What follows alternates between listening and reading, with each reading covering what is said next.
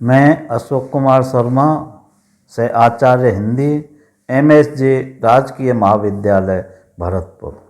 आज हम कबीर के जीवन वृत्त के बारे में अध्ययन करेंगे।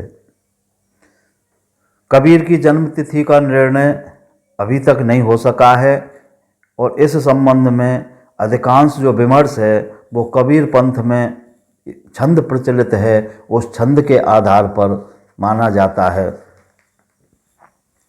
वह छंद है 14 से 55 साल गए, चंद्रवार एक ठाठ ठये, जेठ सुदी बरसायत को पूरन मासी तिथि प्रगट भये, घन गरजे दामिन दम के बूंदें बरसें झर लाग गए, लहर तालाब में कमल खिले ता कबीर भानु प्रकाश भये। इस छंद के बारे में इसका रचयिता कौन है यह भी संदिग्ध माना जाता है, लेकिन डॉक्टर श्याम सुंदर दास ने कबीर के शिष्य धर्मदास की रचना इसको माना है। कबीर चरित्र बोध में उद्धृत है और कबीर कसौटी में संवत 1942 के लेखक बाबू लैना सिंह ने इसे उद्धृत किया है। उपर्युक्त छंद के अनुसार कबीरदास की जन्म तिथि चंद्रवार ज्येष्ठ सुदी पूर्णिमा संवत 1455 ठहरती है, किंतु इसे स्वीकार करने में कई कठिनाइयां आती हैं। सबसे बड़े कठिनाई तिथि की गणना की शुद्धता की है। संवत 14 से 55 में ज्येष्ठ पूर्णिमा चंद्रवार को नहीं पड़ती, इसलिए डॉक्टर बाबू श्याम सुंदर दास ने गए का अर्थ संवत 1455 व्यतीत हो जाने पर अर्थात 1456 संवत लिया है। माता प्रसाद गुप्त का कहना है कि संवत 1456 में भी ज्येष्ठ पूर्णिमा मंगलवार को पड़ती है, चंद्रवार को नहीं। चंद्रवार को पूर्णिमा दिन के परवर्ती काल में थी, तो सूर्योदय के समय जो तिथि होती है वह पूरे दिन के लिए मान्य होती है। इस न्याय से मंगल को ही पूर्णिमा मान्य होगी। दूसरी कठिनाई बरसायत शब्द को लेकर है। यदि इसका अर्थ बट सावित्री पर्व से लिया जाता है तो यह पर्व ज्येष्ठ की अमावस्या को पड़ता है, पूर्णिमा को नहीं। अतः इसका अर्थ ज्येष्ठ मुहूर्त लेना होगा। और तीसरी आपत्ति यह की है कि छंद की अंतिम दो पंक्तियों में कबीर को अलौकिक व्यक्तित्व प्रदान किया गया है, अतः यह पूरी रचना किसी अत्यंत श्रद्धालु भक्त की मान्य होती है। ऐसी स्थिति में प्रथम दो पंक्तियों में निहित तथ्य भी कबीर के भक्त रूप में प्रसिद्ध होने के बाद श्रद्धालु भक्तों ने अनुमान और कल्पना के सहारे निर्धारित किया होगा, अतः उनके जन्म की तिथि संदिग्ध मानी है। किंतु बाद के जो आचार्य हैं, विद्वान हैं, उन्होंने और सभी ने मिलकर के इनकी संभावित जो तिथि है जन्म की वो 1456 ही मानी है। इनकी मृत्यु तिथि के बारे में जब चर्चा करते हैं तो इसके बारे में छंद मिलते हैं। संवत 1575 किया मगहर को गवन, माघ सुधी एकादशी रलो पवन में पवन। इसी प्रकार दूसरा छंद मिलता है 1505 में मगहर कीनो गौन, अगहन सुदी एकादशी मिलो पौन में पौन। तीसरा छंद मिलता है 1549 में मगहर कीनो गौन, अगहन सुदी एकादशी मिलो पौन में पौन। इसके बारे में और भी छंद मिलता है। संवत 1569 रहाई, सतगुरु चले उठे हंसा जाई। तो इन तिथियों में पहली तिथि 1575 संवत को है, जो बहुसंख्यक विद्वानों ने स्वीकार किया है, और इसकी प्रामाणिकता का कोई ऐतिहासिक सूत्र तो उपलब्ध नहीं है। कबीर कसौटी के लेखक बाबू लैना सिंह को यह साखी किसी लाला माधोराम साहिब पायल वाले से मिली थी। इस तिथि का उल्लेख हिंदी साहित्य के प्रथम इतिहास गारसादा तासी ने भी किया है, अतः संवत 1896 में भी यह तिथि प्रसिद्ध रही होगी। इस तिथि को reverend Westcott Macauliffe, doctor Bhandarkar, reverend Farquhar तथा रेवरेंड अहमद शाह जैसे विद्वानों ने भी परंपरा से अनुमोदित होने के कारण स्वीकार किया है। अतः इनकी मृत्यु की तिथि संवत 1575 ही मानी जाती है। इनका जो जन्म स्थान है वो जन्म स्थान के बारे में भी पर्याप्त बातें हैं जो संदिग्ध मानी जाती हैं, और जन्म स्थान के बारे में तीन मत प्रचलित हैं। एक तो कबीर का जन्म मगहर में हुआ था ऐसा माना जाता है, दूसरा कबीर का जन्म आजमगढ़ जिले के बेलहरा गांव में हुआ था, और तीसरा कबीर का जन्म काशी में हुआ था।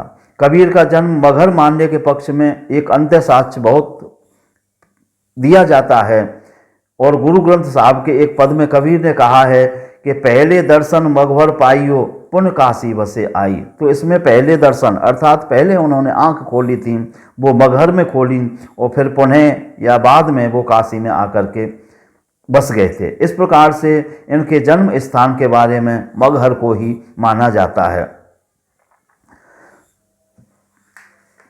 अगला जाति के संबंध में जब बात की जाती है तो जाति के बारे में इन्होंने लिखा है कि तू बामन में काशी का जुलाया, तो ये इनके ग्रंथ में मिलता है, और गुरु ग्रंथ साहिब में भी ये छंद की पंक्तियां मिलती हैं जो अंत्य साक्ष्य के आधार पर और बहिर साक्ष्य के आधार पर मानी जाती हैं।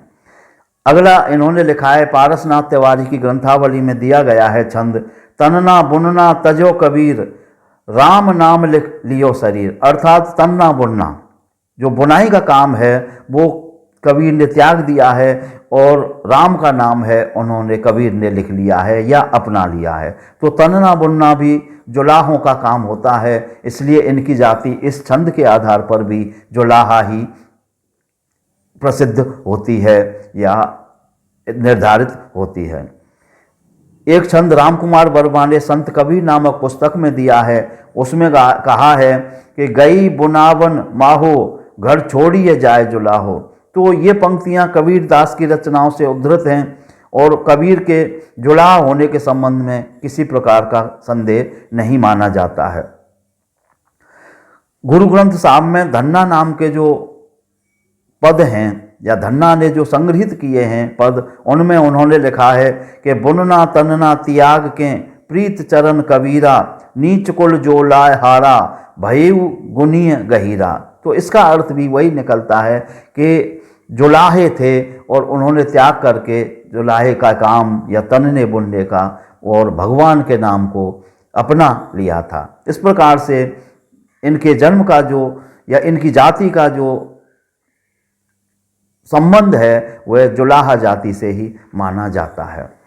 इनके माता पिता के बारे में जब हम चर्चा करते हैं तो जनश्रुति के अनुसार कबीरदास स्वामी रामानंद के आशीर्वाद से एक विधवा ब्राह्मणी के गर्भ से उत्पन्न हुए माने जाते हैं, और कबीरदास का संबंध हिंदू कुल से जोड़ने और स्वामी रामानंद के अलौकिकत्व को प्रमाणित करने के लिए इस जनश्रुति की उद्भावना की गई होगी, ऐसा कुछ लोग मानते हैं। इस जनश्रुति में भी उन्हें या कबीरदास को नीरू और नीमा जुलाहा दंपति द्वारा पालित होना पाया जाता है। डॉक्टर रामकुमार वर्मा ने संत कबीर पुस्तक में लिखा है कि कबीर के पिता एक बड़े गोसाई थे, उनके प्रति कबीर की बहुत श्रद्धा थी। तो उन्होंने अपने कथन की पुष्टि में एक अंतः साक्ष्य दिया है, और उन्होंने कहा है कि पिता हमारो बड़ गोसाई तिस पिता पह हऊ क्यों कर जाई।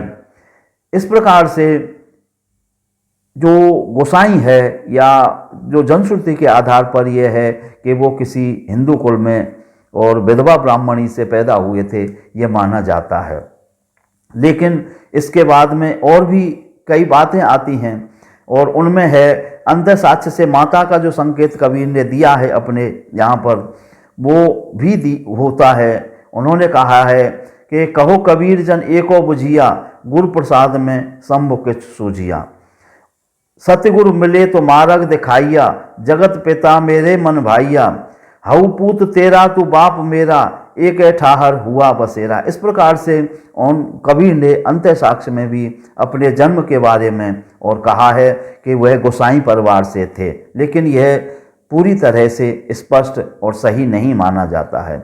उनके माता पिता नीरू और नीमा माने जाते हैं, और कुछ उनको नीरू नीमा के द्वारा पालित मानते हैं। तो ये इनके माता पिता की स्थिति भी संदिग्ध ही मानी जाती है।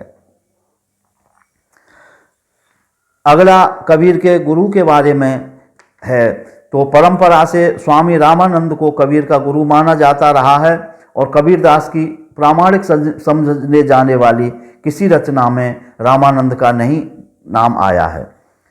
कबीर बीजक के शब्द 77 में रामानंद का उल्लेख किया है। कबीर ने आपन आस किए बहुतेरा, काहू न मर्म पावल हर केरा, इंद्री कहाँ करे विश्राम, सो कहाँ गए जे कहते राम, सो कहाँ गए जो होत सयाना, होए मृतक वह पदई समाना, रामानंद राम रस माते, कहें कबीर हम कह कह थाके। तो रामानंद के द्वारा और राम रस में छके थे कबीर, अर्थात इस आधार पर कबीर को का गुरु है रामानंद को माना जाता है।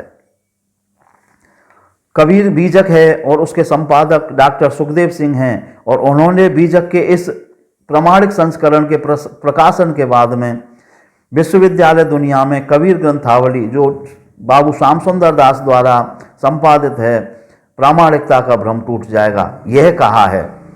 उनका दावा है कि कबीर सिद्धांत की प्रामाणिकता और दार्शनिकता की सही जानकारी के लिए बीजक ही एकमात्र आधार ग्रंथ है। इस प्रकार से उनके गुरु के बारे में यही कहा जाता है। कुछ उनका गुरु शेख तकी को मानते हैं, कुछ विद्वान पीताम्बर पीर के लिए भी उनका गुरु मानते हैं।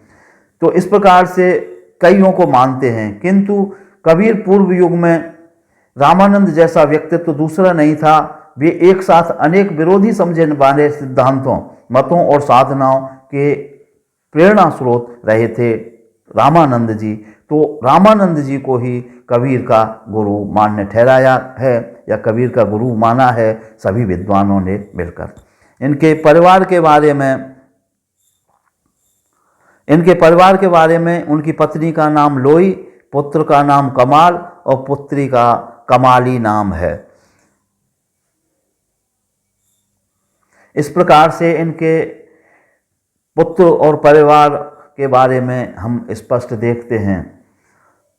कबीर का एक पद जो गुरु ग्रंथ साहिब में है, उसके आधार पर भी ये प्रमाणित होता है। उन्होंने लिखा है, मेरी बहुरिया को धनिया नाव, ले राखियो राम जनिया नाव, इन मुंडियन मेरा घर धुंधराया, बेटो वहीं राम रमौआ लावा, कहत कबीर सुनो मेरी माई, इन मुंडियन मेरी जाति गमाई। तो इनकी पत्नी का नाम धनिया भी माना है, किंतु और बाद की जो बातें हैं या प्रमाण हैं, उनके आधार पर कबीर की पत्नी का नाम लोई माना जाता है।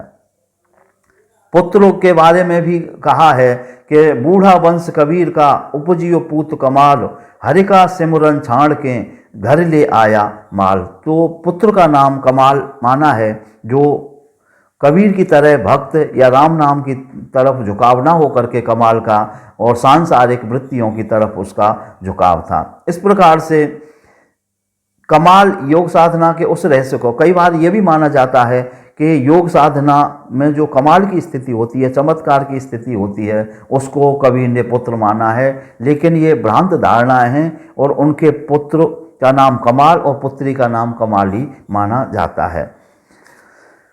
उनकी निर्वाण स्थली के बारे में भी बहुत भ्रम चल रहा है, या निश्चित नहीं मानी जाती है, क्योंकि इस संबंध में एक मत है कि उनकी मृत्यु मगहर में हुई थी। ये सभी मानते हैं इस बात के लिए। और गुरु ग्रंथ साहिब के एक पद से यह सिद्ध होता है कि सारा जीवन शिवपुरी काशी में व्यतीत करने के बाद मृत्यु के समय कबीर मगहर चले आए थे।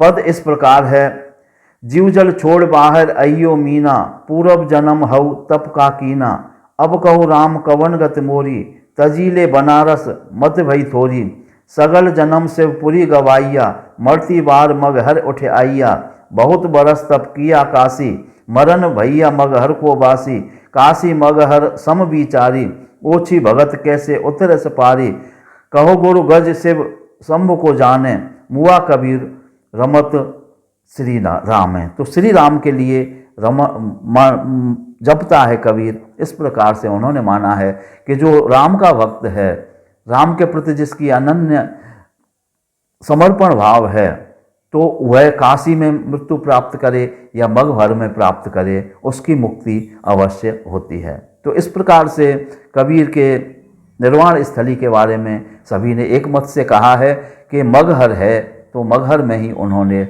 अपना प्राण त्याग किया था।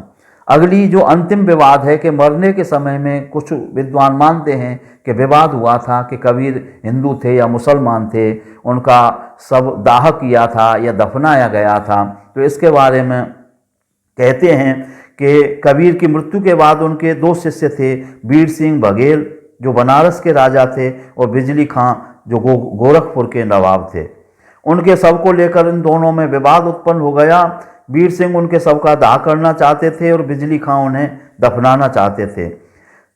जब चादर हटाकर देखा गया तो शव के स्थान पर कुछ पान फूल बिखरे हुए मिले। विवाद समाप्त हो गया। बीर सिंह बघेल ने उन फूलों को लेकर के दाह संस्कार किया और बिजली खां ने उन्हें दफनाया। इस घटना का प्राचीनतम उल्लेख आइन ए अकबरी में जो संवत 1655 में लिखी गई थी इसमें मिलता है, और वहाँ वीर सिंह बघेल और बिजली खां का उल्लेख नहीं है। वहाँ पर ब्राह्मणों और मुसलमानों के विवाद की बात ही कही गई है। इस प्रकार से कबीर अत्यंत प्रभावशाली संत रहे हैं और हिंदू और मुसलमानों में उन्होंने पर्याप्त मात्रा में अपना जो प्रभाव है वो छोड़ा था।